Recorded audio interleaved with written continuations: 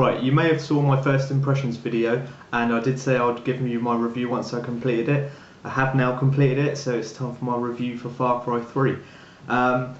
Now, as you know, I said on my first impressions video I'd never played a Far Cry game, and I can safely say that after playing Far Cry 3, I'm shocked I haven't played the second one or even the first one a few years ago, because I loved the game. Far Cry 3 was definitely just an outstanding game, and I think it might have beat Assassin's Creed 3 to my game of the year for 2012.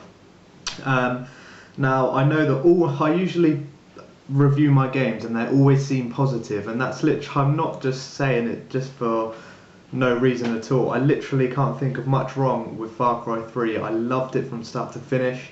It was a brilliant kind of experience. It was unlike anything I've played before, really, because it's not your typical first-person shooter where it's like Call of Duty style or Battlefield style, where you're literally just given a gun and you've got to go from A to B and shoot your way through with respawning enemies just coming towards you.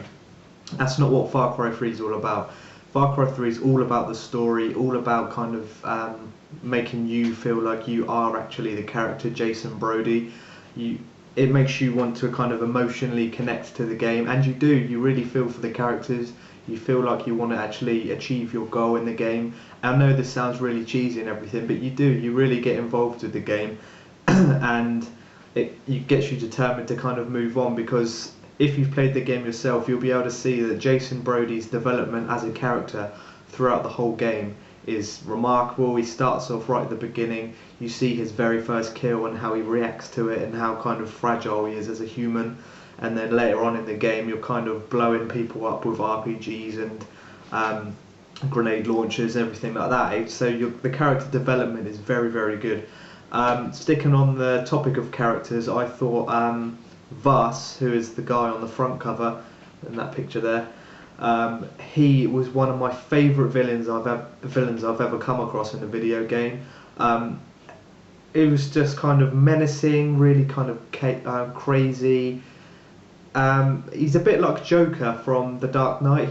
Worries that he's not kind of threatening. He doesn't look threatening or anything like that, but he's so kind of crazy and menacing that you have like you don't like the look of him. You think you don't know what he's going to do and everything like that. He's really unpredictable, and that's what Vaas is like.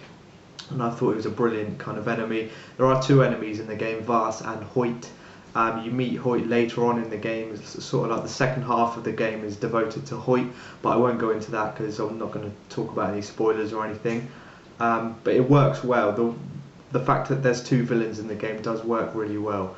And yeah, it was a brilliant kind of experience, like seeing these characters on screen. I know that the actor who played Vaas lent his likeness to the character, so there's an actual man running around the world somewhere who actually looks like Vaas, which is quite funny. And yeah, it was a brilliant performance, and it was all done by motion capture as well, so which obviously it makes it more realistic and gets you involved with the game a bit more. The gameplay was really good. It's not your typical kind of first-person shooter style. It's very kind of realistic looking. All the guns seem quite heavy and everything. There's a big mixture of guns. You don't have to stick to kind of assault rifles and stuff like that. You can have crossbows, flamethrowers, even like some repair spark tool thing. Loads and loads of guns to choose from. It's really customizationable. You can literally do what you want. You can change the paint jobs on your guns. You can put any attachments you want on your guns.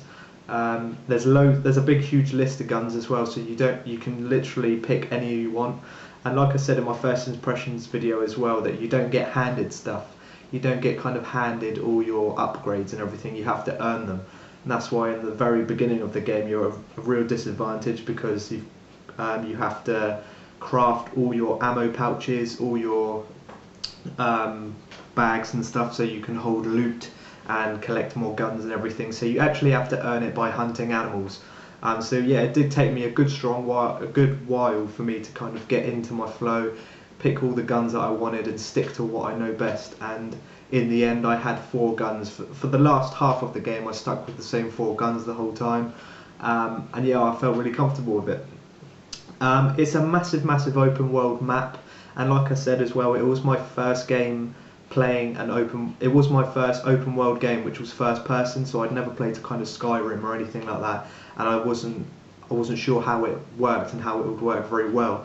But it does work well. You really, like I said, they want you to kind of feel for their characters and feel like you are Jason Brody, and it does work. So you being that character and you kind of plotting your map to get from one end of the map to the other, you actually have to go on this journey, and it's really kind of good, and you feel good about yourself once you get to that end point that you want to go to. There's loads of vehicles and stuff in the game that you use to get around with. Later on in the game as well, you unlock a flight suit, which is really awesome. I found myself just kind of jumping off cliffs and just flying over the island just for fun sometimes, so that is really good. Basically, I just want to say how kind of fun the game is. There's nothing bad I can say about it. I know my reviews are always positive, but like I said, they are deserved. I always play good games. And it's a very fun game. It's one I definitely recommend you go out and get, because it's a lengthy game. It took me 20 hours to complete, which I know is kind of a little bit more than average, so it's not amazing length, but it's still a good length. It's up to you really. I haven't really touched any of the side missions, so I'm going to go back and do those now, and that will increase my game times up to about 40 hours, because I've literally done no side missions or anything at the moment. So I'm going to go back and do all those and try and get 100%, try and even go for the platinum trophy, because I think it's worthy of it. I think I can do it.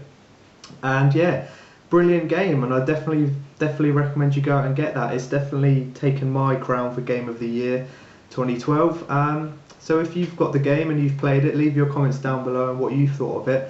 And yeah, thanks for watching, and I will see you in my next video.